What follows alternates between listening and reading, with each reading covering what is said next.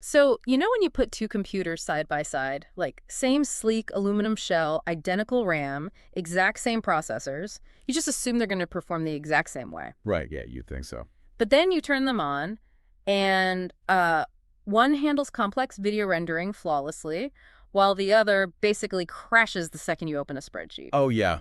We've all been there with that second computer. Right. But the difference isn't the physical hardware, it's the invisible software running quietly in the background.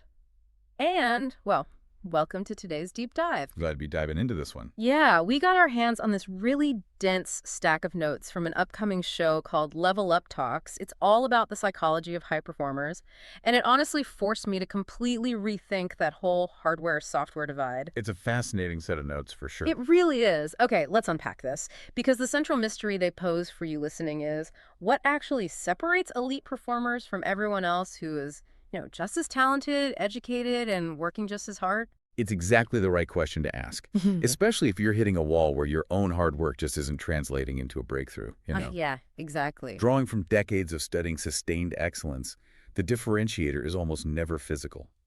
The research points entirely to a specific internal architecture. It's quite literally how their psychological operating system is coded to process the world. Okay, so let's deconstruct this operating system. Because if two executives have the same hardware, like the same IQ, same baseline training, how does this internal architecture actually change their output? Well, it comes down to how they process adversity. So it's about how they process data, especially bad data, right? Like a major setback. Exactly.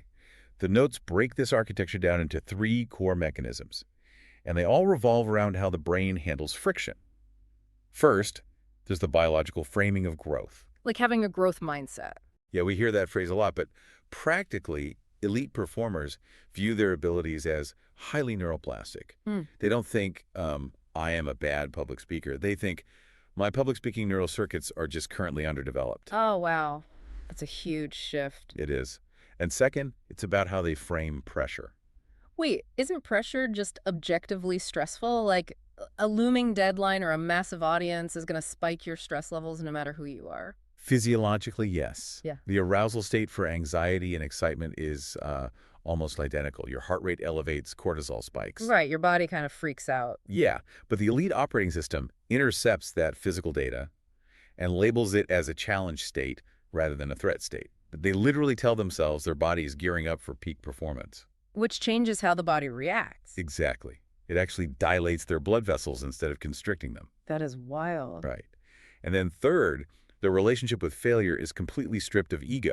They view a failure purely as data acquisition. So a failure isn't like an indictment of their identity, it's more like a shock absorber. Yes, perfect analogy. Instead of a crash-breaking machine, the system takes the kinetic energy of that failure, extracts the raw data like, hey, my elbow was too low on that pitch, and uses it to immediately fuel the next attempt. That is spot on. And Yeah. because they view failure merely as raw diagnostic data, it fundamentally alters what their daily actions look like. How so? Well, if failure is just a tool to gather data, then you don't practice to look good. You practice to deliberately fail. But hold on, here's where it gets really interesting because we've all been sold the 10,000-hour rule. The whole grind culture mantra is that you just keep your head down, put in endless hours, and eventually you win. Yeah, that's the popular narrative. Are you saying just grinding away isn't enough? Like, is it actually a waste of time? The short answer is yes. Grinding without intent just reinforces bad habits. The cognitive science highlighted in the source shows high performers use deliberate practice. Meaning they don't just practice more, they practice differently. Exactly. They don't just shoot 100 free throws. They shoot free throws while the coach intentionally distracts them. Or, they practice with a heavier ball. They focus entirely on one micromechanic, like their wrist flick. Oh, I see. Yeah, they create instant feedback loops and intentionally push themselves into a zone where they're failing about 20% of the time. Wait, really? 20%? Yeah, that constant friction is how they stretch the boundary of their capability. So they are engineering their practice to be intentionally frustrating.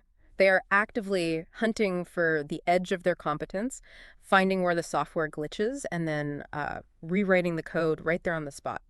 Precisely. And that's what makes this whole thing so empowering.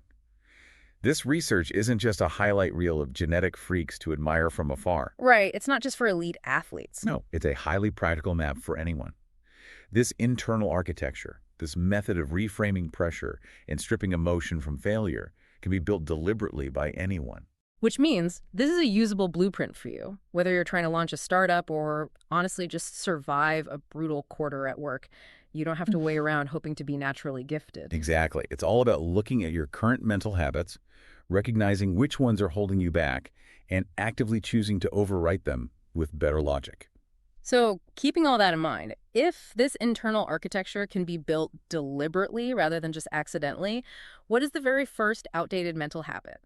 That buggy line of code that you need to tear down today to start constructing your own elite operating system?